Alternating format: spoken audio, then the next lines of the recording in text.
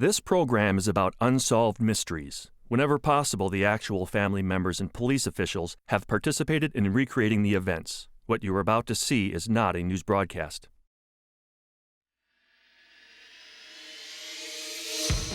Kansas City, Missouri. It started as a small fire at a construction site. Then suddenly it exploded with unrestrained fury, instantly killing 6 firefighters. Later, investigators discovered that the blaze had been deliberately set, meaning the deaths were in reality cold-blooded murders. Imagine the eerie feeling of stepping off a train and coming face to face with a total stranger who looks exactly like you. In effect, your mirror image. That is precisely what happened to a soldier named Ken Palmer during World War II. Some 50 years later, he's still searching for his exact double. On a small plane loaded with marijuana crashed in the Virginia countryside. It blew the lid off one of the East Coast's biggest drug rings. Authorities began to close in on the mastermind, a charismatic pilot named Wallace Thrasher, only to hear he had apparently died in Central America. But reports of the drug lord's death may have been a clever hoax. Officials now believe that Wallace Thrasher got away scot-free. Join me for another fascinating edition of Unsolved Mysteries.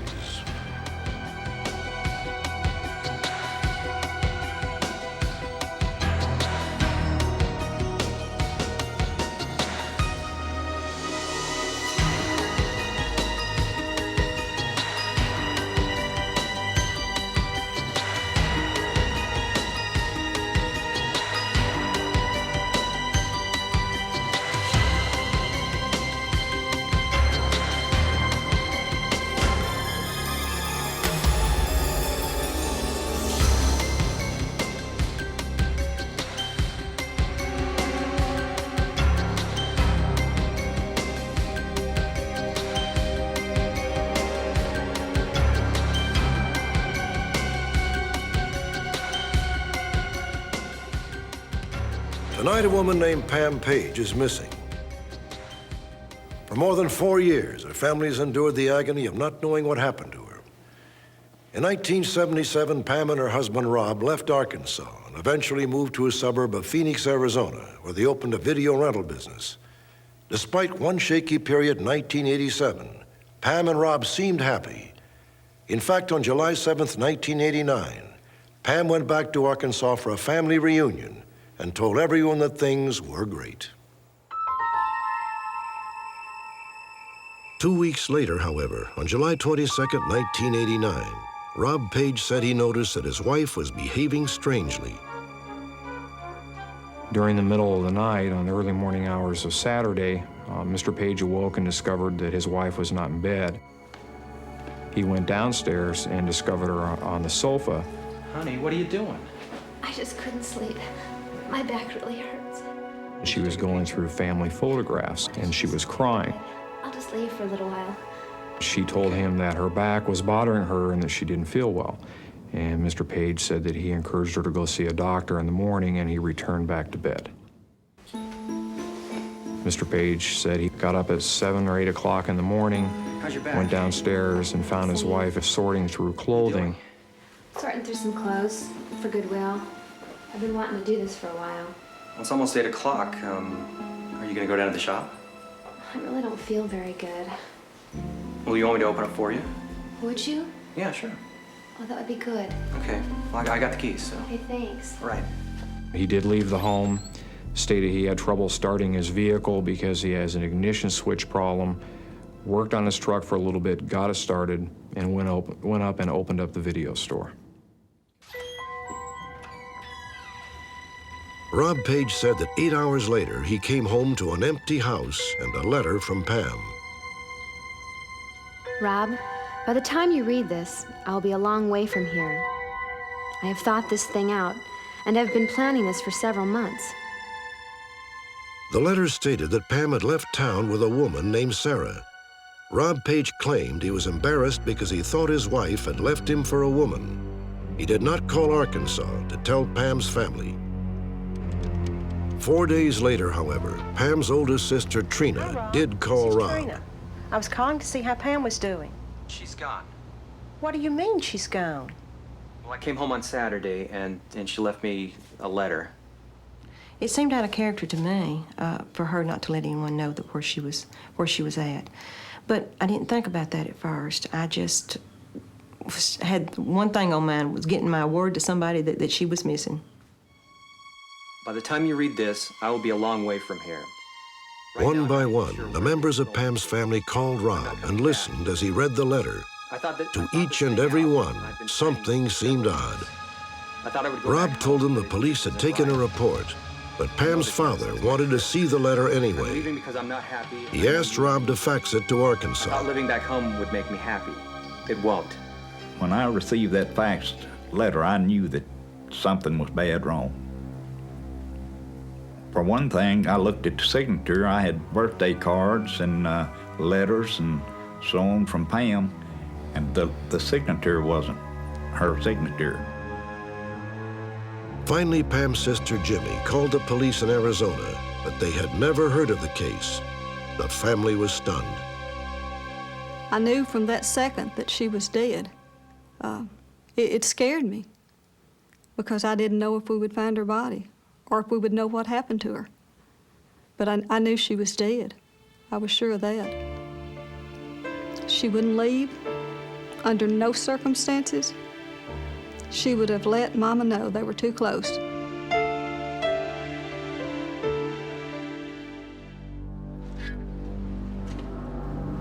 Rob Page told detectives that on the day of Pam's disappearance, he left home around 8 a.m. Later, he went to several auto parts stores, looking without success for an ignition switch for his truck. In the parking lot of one store, the truck finally gave out. Rob said he called home, got no answer, and assumed Pam had gone to the video shop after all. He phoned for a taxi to take him home. Hi, I need a taxi. Rob said he never went into the house, only the garage. He got a part for his truck, hopped on his bike, and went back to the store. When the truck finally started, he drove home and found the letter. The letter stated that Pam had taken all their money, $60,000 in cash, out of the safe at the video store. Rob Page said he went straight to the store, and indeed, the cash was gone. The letter also said that Pam had left the couple's Corvette at a Winchell's donut shop.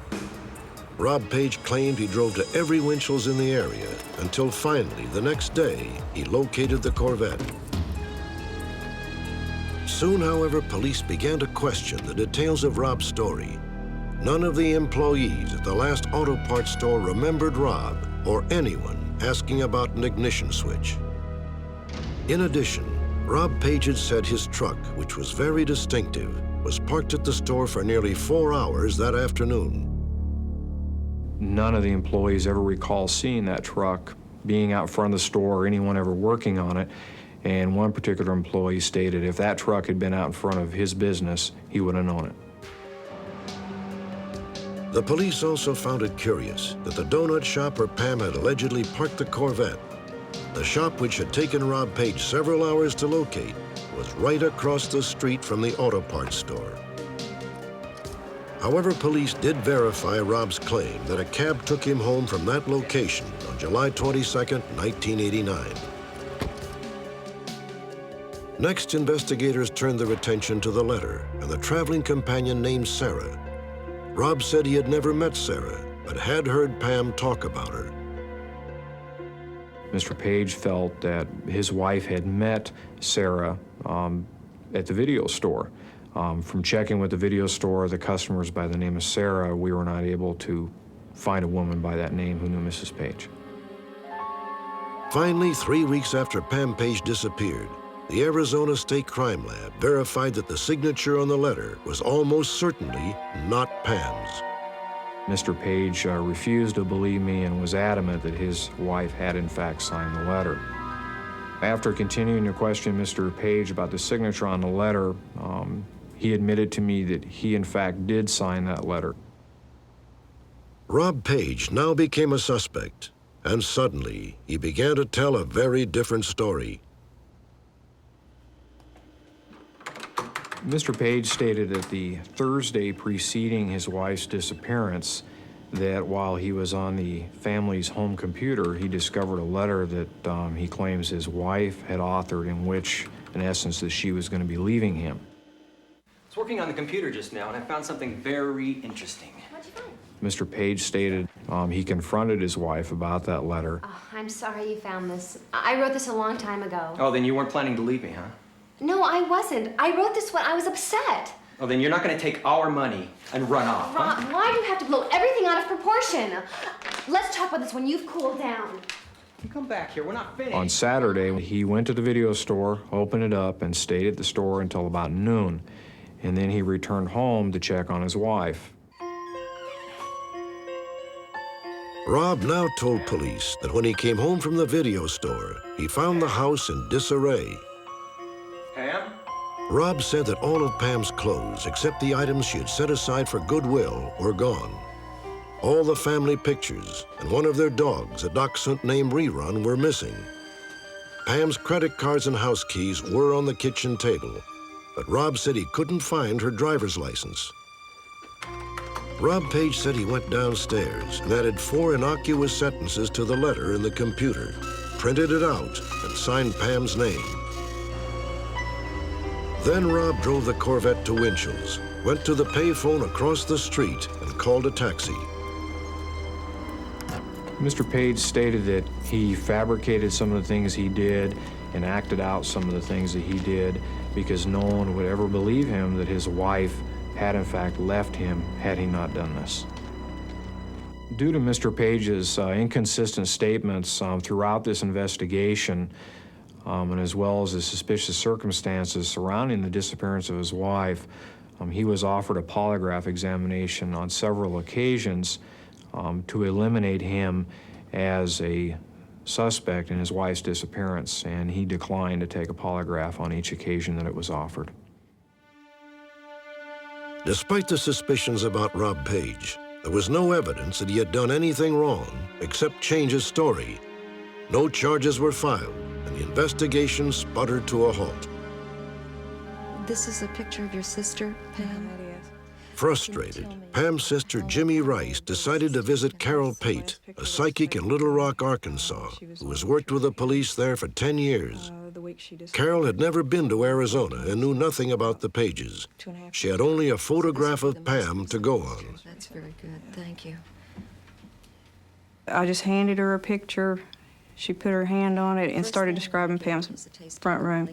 And, you know, unless you've ever been there, she didn't know if Pam lived in a trailer apartment or whatever, but to describe the downstairs and how you go up the stairs and the balcony and going into a bedroom, you know, you knew she was actually seeing all this. I saw her with a man in what appeared to be her house, and she was arguing with him. The argument goes up the stairs. She's going up the stairs. She's going down the hallway. He knocks her to the floor. He's trying to strangle her. He grabs a pillow, and all of a sudden, she's quiet. Then a female comes. She assists him on placing her in the trunk. Now I'm seeing them pull out of the garage, and they're driving. The name Coolidge comes into my mind, and 241. Then I'm seeing a factory, and it's gray in color. It appears to be to my left, and there's a railroad track parallel, and then crossing over the railroad track onto a small road. Then he pulls over on the side of the road and removes the body and begins to dig.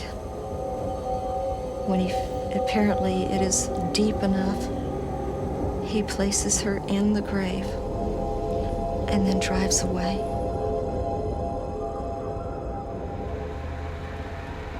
Jana Thorson, An Arizona newspaper reporter covering the case was in touch with Pam's family in Arkansas. She decided to check out Carol Pate's three strongest clues: the factory, the numbers 241, and the name Coolidge. Incredibly, Thorson did find a gray factory building near railroad tracks right in Peoria, Arizona. Nearby was a sign with the numbers 241. One of the routes between the Page home and a friend's house passed both of these sites and ended at a street named Coolidge. There is no way of knowing if Carol Pate's information means anything until we know whether Pam Page met with foul play or chose to disappear. From the beginning, Rob Page has maintained that he believes his wife is alive. In a letter to Unsolved Mysteries, he declined our request for an interview, but said that if we air this story, he hoped Pam would be found. Pam Page would today be 36 years old. She has red hair and is 5 feet 8 inches tall.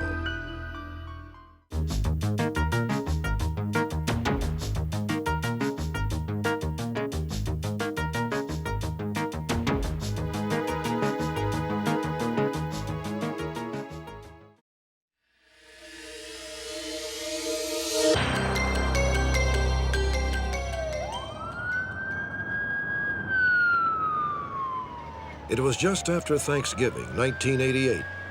Firemen raced to extinguish two small blazes burning at the edge of the city. It was a most routine of calls. Then, in the blink of an eye, one of the fires exploded with unprecedented fury.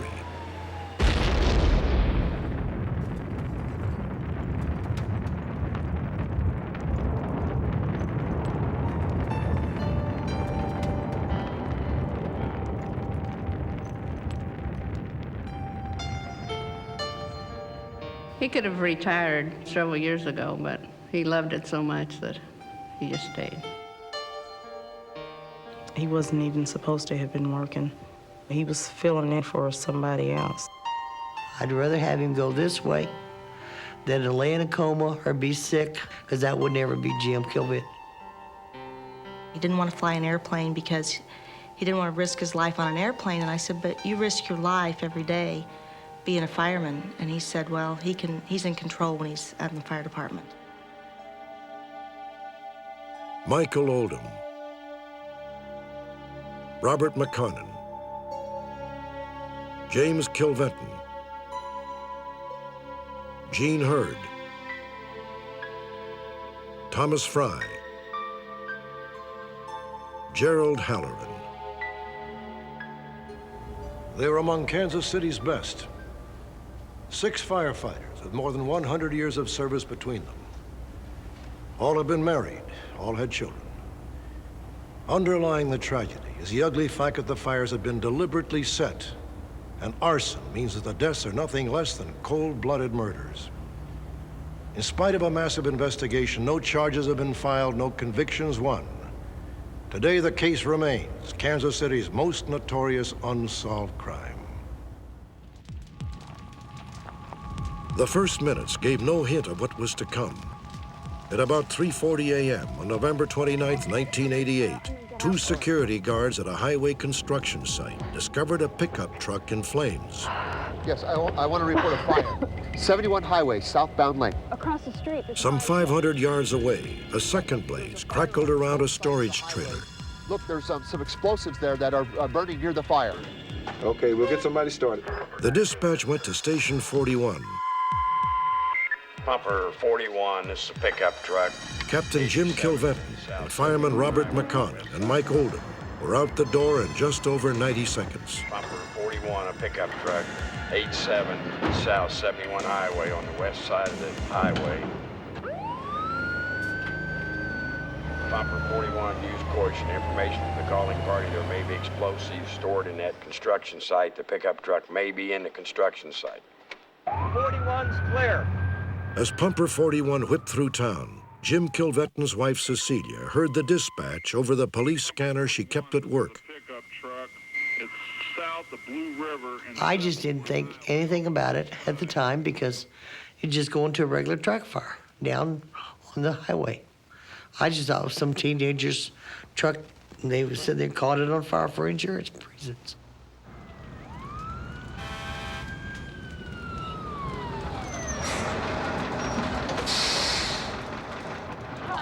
Yeah, we're the ones that called. Yeah. You have to talk to the captain. Are you the captain? Right here. Totally involved. We'll be using one small screen. Thanks for getting here so quickly. The truck's totaled, but there is a fire on the other side of the highway. Yes, there's explosives On the other side of the highway? Yes, sir. From the onset, arson seemed probable, given two fires that were apparently started simultaneously. Send another pumper company. The highway construction site, a frequent target of vandals, lay some 10 miles from downtown Kansas City. The burning trailer was located here, perched on a hillside. Roughly 500 yards to the northwest, across a highway, was the pickup truck.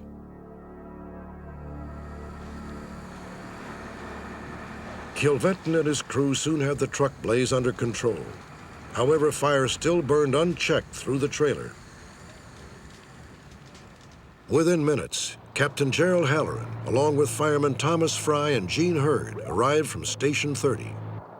Pumper 30's 1097. Hey, Gene, how you doing? Jim, what do we got? Well, Gerald, looks like we've got a pickup down here that we've pretty well got under control. Why don't you go up on top of the hill and handle that? Halloran and his men headed up the hill to work the trailer fire. Pumper 41 stayed behind to wrap up the first blaze.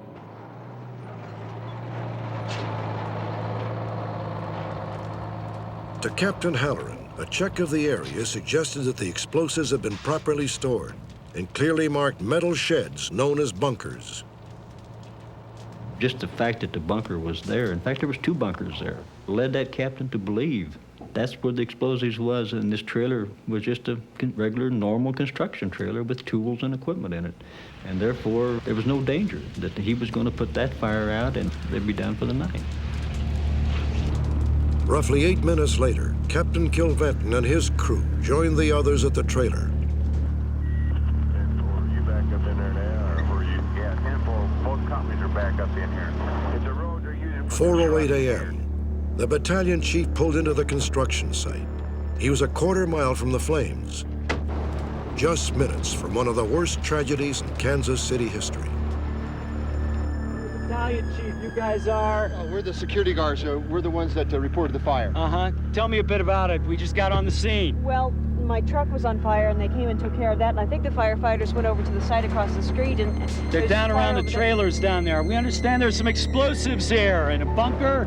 Yeah, and we think that there's some in the trailers over there as well. The trailers that are on fire? Yeah. Let's get them out of there, John.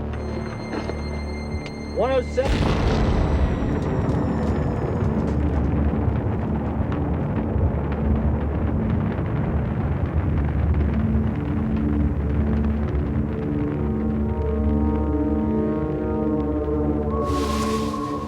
It was just the loudest noise I'd ever heard.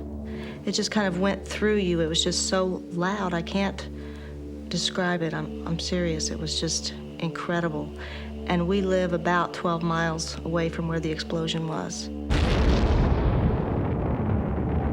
Knocked me out of bed, and I got up and looked to the east, and I saw a great big ball of fire, and I said to myself, Gerald's going to have to go to that because that's his district. And I just knew he had to go. I knew he'd be there. 107. Explosion, just as we pulled up in here, get us all kinds of ambulances and at least three more companies. 15 companies of Kansas City firefighters rushed to aid their comrades. But safety considerations forced them to wait, frustrated, on the sidelines. They feared that there were more explosives up there on the hill, and it was still dark. From the sounds of the explosions, they were pretty sure that nobody had survived. And so we made the decision that we were going to wait until daylight because we didn't want to go up there and stumble around on more explosives and get more people injured and killed.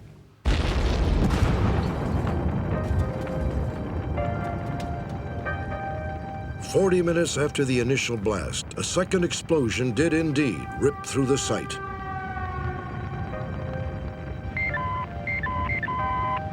Pumper 41 or Pumper 30? Answer. Pumper 41 or Pumper 30? Pumper 30, Pumper 41, answer. Pumper 30, Pumper 41, please answer. I knew something had happened. Why couldn't he get to his radio? Or anybody get to the radio? I said everything will be okay. I just sort of blocked it out of my mind. And then she come through, they're about 5 after 6. Come through the door. He says, they're gone, but legally they cannot pronounce them gone until the coroner gets there. I said, no way, they're still alive. He said, no, they're gone. His captain came to the door, and when he came in, and I said, don't tell me it isn't true. And I just started crying. Daylight revealed a stark landscape. In the dismal aftermath, agents from the Bureau of Alcohol, Tobacco, and Firearms joined Kansas City police to sift the wreckage for clues. It was evident that nobody could have survived that. It was just totally devastated.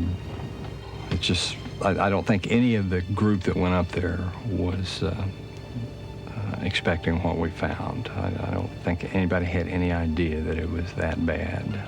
I'd been in Vietnam and seen B-52 strikes, what the aftermath of those were, and these craters were much larger than 2,000-pound bombs leave.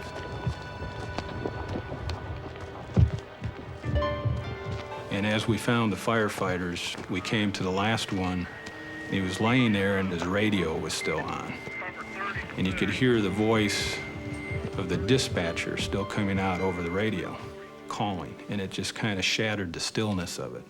It's just a very surreal looking scene. A public outcry erupted following the revelation that arson had led to the firefighters' deaths. Angry residents inundated the police department with literally hundreds of leads.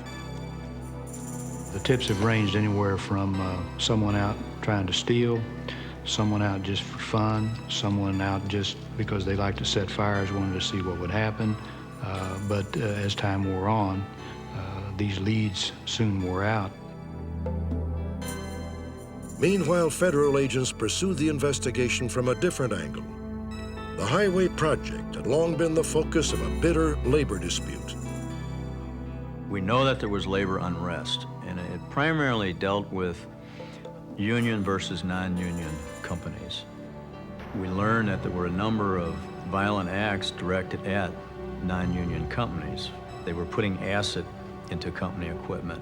They were putting dirt into the diesel lines, and there were a number of incidents where fire was used to destroy equipment. And if you take away the tragedy of that night, of the 6 firefighters dying, we can look at some of these previous incidents being very similar to what happened that night. You had equipment damaged, and then in this instance, you had a security guard's truck set on fire also. The untimely deaths of the 6 firemen reverberated across the entire country. Firefighters from every state joined in memorial services at Kansas City's Arrowhead Stadium. To this day, surviving family members have been the focus of unflagging community support. We were all very proud of our husbands, and we were proud of the people in Kansas City because they gave us such support. Everyone was back of us, and we weren't alone. I guess I feel like if I knew who did it, we'd know why they did it. And I don't think they were trying to kill 6 firemen, but somebody was trying to do something to somebody, and 6 men are gone. And that's hard to deal with. Today, I think about this case. Tomorrow, I'll think about this case, and I'll think about it until it's resolved.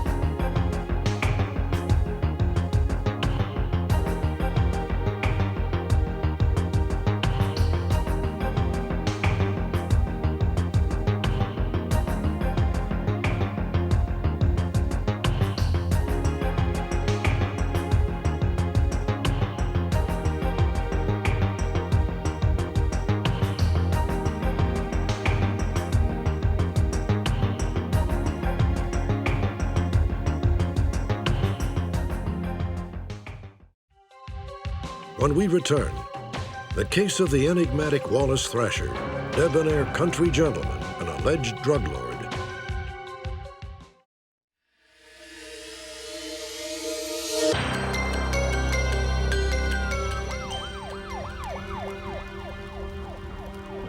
On October 17, 1984, Virginia state troopers converged on an eerie scene. A small airplane had crashed in a remote mountain wilderness. Just spread across half the hill. Check this pilot. Still strapped in the cockpit was a body, charred beyond recognition. But it was a plane's cargo that riveted the attention of police. In smoldering heaps strewn over the crash site was 1,200 pounds of high-grade marijuana. Street value, more than $1 million. For the authorities, the crash was something of a godsend. Eventually, they would connect both the plane and the dead pilot to Wallace Thrasher of Bland County, Virginia, one of the most successful and most flagrant drug runners in the eastern United States. Back in high school, when he belonged to the Key Club and the Latin Club, Wallace Thrasher hardly seemed the type to end up peddling drugs. He played on the football team and earned the nickname Squirrel for his ability to outrun trouble. But somewhere along the way, Wallace Thrasher went wrong. Today, his whereabouts are the subject of unending speculation. Former associates insist Thrasher died in Central America, but authorities suspect that the Squirrel is once again on the run.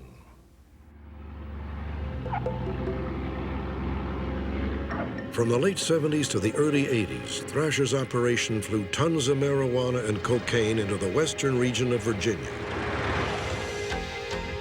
Distributors then smuggled the drugs north to Chicago, Detroit, and other big cities. Thrasher often piloted the planes himself, and many of his neighbors seemed to regard him as a kind of local hero. Here in Western Virginia for probably 200 years, kind of these swashbuckling pirate, buccaneer-type people out here were the local moonshiners. And to some extent, dope pilots are the modern-day moonshiners. It takes the same kind of talents to smuggle dope in by air as it does to run a load of moonshine. He was type person. He wasn't afraid to let everybody know what he was doing. Basically, everybody that had contact with him at the airport and in the areas where he was doing his drug business knew he was transporting drugs. The rewards of Wallace Thrasher's life of crime were on display for everyone to see.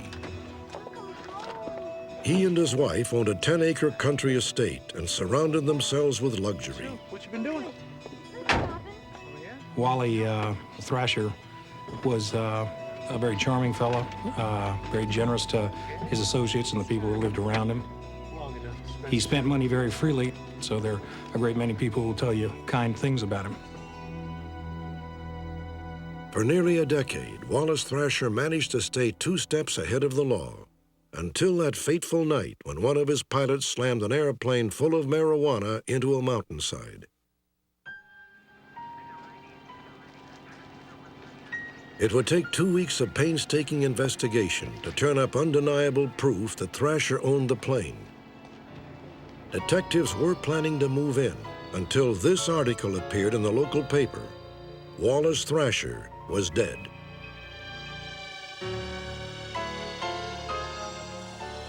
Can I help you, gentlemen? Soon after, Virginia authorities tried to speak directly with Thrasher's wife. No, I'm afraid now is not a good time. Well, we read that Wallace Thrasher died. That's correct. Exactly how did he die? In a plane crash. He was a pilot. And where did he die? In Jamaica. When did this happen? November 5th. Gentlemen, I'm sorry. I have to go. Goodbye. Thank you. The investigators departed unimpressed. Later, Mrs. Thrasher produced this death certificate as proof of her husband's fatal crash in Jamaica. Still suspicious, police sought to verify the information. The investigation revealed that the death certificate was fraudulent, and there was no evidence from any witnesses or anyone in Jamaica that knew of any such crash. The disclosures convinced authorities that Wallace Thrasher was still alive and as a result, they filed charges against him. But with Thrasher's whereabouts unknown, his wife was again questioned by the authorities. Eventually, she agreed to tell investigators what she knew. She began with the night of the crash and confirmed that there had been a second pilot on board the aircraft. Although severely injured, the pilot was able to drag himself to a payphone. Thrasher picked him up at the very moment police were racing to the crash scene.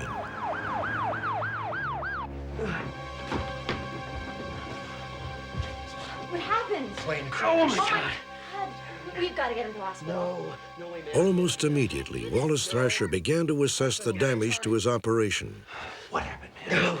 We were trying to come in low under the cloud cover. It was just too low, man. I tried to get us out of there. Thrasher was well aware that the plane could be traced back to him, that it was just a matter of time before the authorities would be knocking at his door. I think we got real problems. We have got to get him to a hospital. This is... Later, Thrasher spirited the injured pilot to an out-of-state hospital and dropped from sight himself. Mrs. Thrasher went on to tell police that about 2 weeks after the crash, her husband stuffed $250,000 in cash into a travel bag and departed for the Central American country of Belize. Thrasher had said that he planned to buy a load of marijuana and return to the United States. But some believe Thrasher never intended to come home, and that the $250,000 was a down payment on a new life.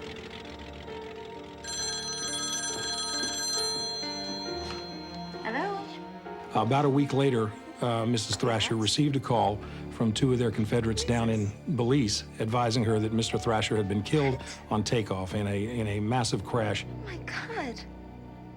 The fire had been so intense that literally the plane was burned down to the outline of a plane on the ground, and that there would be very little for them to send back and no reason for her to come down.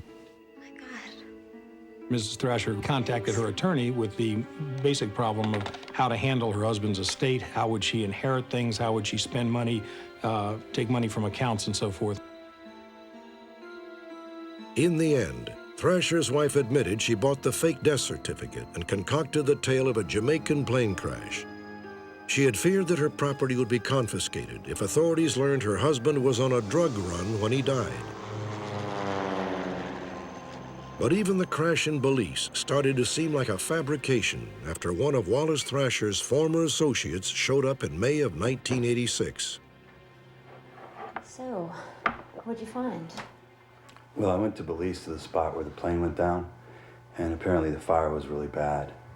So the guys just bulldozed whatever was left into a hole, and the fire was so bad there wasn't much. I did get some proof, though.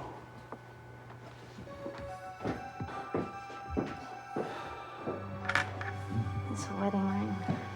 I got that from one of the guys that was there when he crashed. The ring was in perfect condition, the inscription as sharp as the day it had been engraved. For detectives, that was part of the problem. Mrs. Thrasher did advise me it was definitely Wally Thrasher's wedding ring. We find it kind of tough to believe that an aircraft could go in with that amount of fuel, cause that amount of destruction to the point where literally the substructure of the plane was melted, and the ring itself would still be in that kind of condition.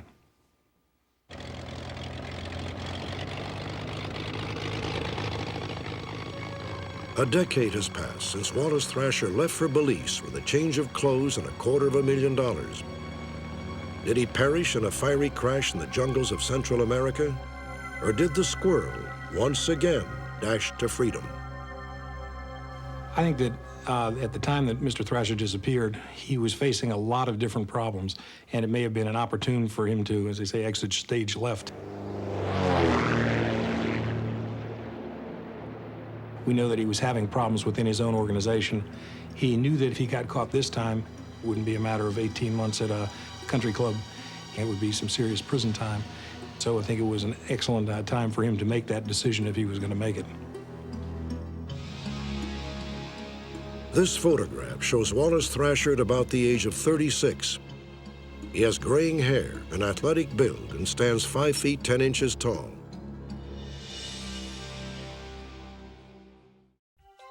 Next, the amazing encounter of two lookalikes, identical strangers who may in fact be long-lost blood relatives.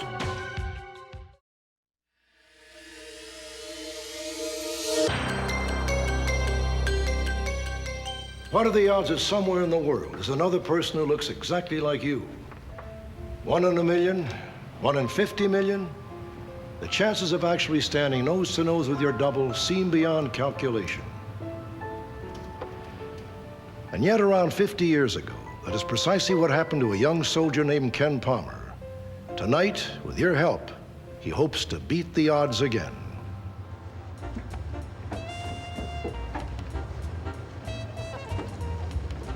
In December of 1943, Ken Palmer was a newly commissioned second lieutenant in the Army Air Corps on his way from Texas to Wisconsin.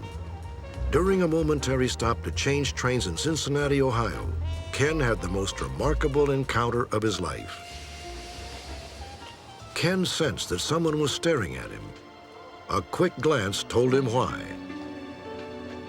Incredibly, improbably, Ken Palmer had found his exact double.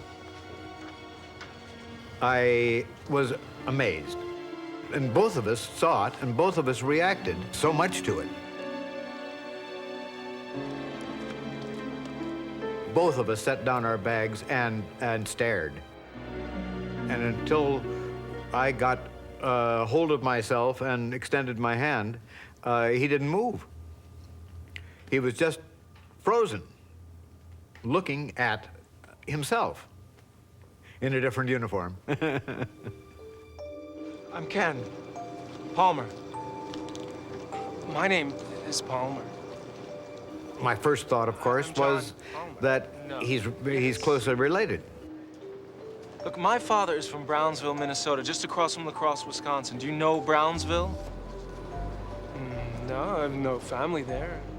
We began to exchange our father's names, our grandfather's names, where we lived, things of this nature. And that didn't get it. My grandfather's from Brownsville. Surprisingly, the two men could not find a single relative in common. But when Ken began to recount an old family legend, he was stunned by the stranger's response. My family often talks of this lost treasure in India. Two Palmer brothers were at a party in the court of St. James. They cut the queue off a court official. Yeah, that's right. They had to flee England. I mean, that's the story. They left a fortune. Well, not alone did he know about it, he added details that I checked out with Dad later, and they were accurate. Things that I didn't know. So it was perfectly obvious that we were related, and yet we couldn't understand how we could be. Oh. This is my train. I've got to go. Look, do you have a pen? Yeah, I got one. You write down your name and address. When I get back home, I'm going to contact you. This is good. This is good. Do. I will. I took his name and address, stuffed it in my pocket. I'll write you. Goodbye. Bye. I picked up my luggage and scooted off for my train. If I'd had the sense that God gave geese, I would have stopped right then, and we would have spent some time together. When I got on the train and settled, I reached in my pocket to get that slip of paper. It wasn't there. It all fell apart at that moment. I was devastated. Ken Palmer never saw his double again, and all attempts to find the man have been unsuccessful. These pictures of Ken Palmer were taken in the 1940s. The man he met at the train station so long ago was virtually identical. Like Ken, his last name was Palmer. His first name may have been Robert or James. Ken believes the man lived in the eastern United States, possibly New Jersey. At the time, Ken's double was either a technical or staff sergeant in the Army Air Corps. I would like very much to find him or part of his family. Doggone it, how many times are you going to walk across the station and see that double? Out of all of the people in the United States, out of everybody that could happen, that split-second timing when in this great crowd and all these people, we walk into one another and we set down our bags and stare at one another. Magical moment.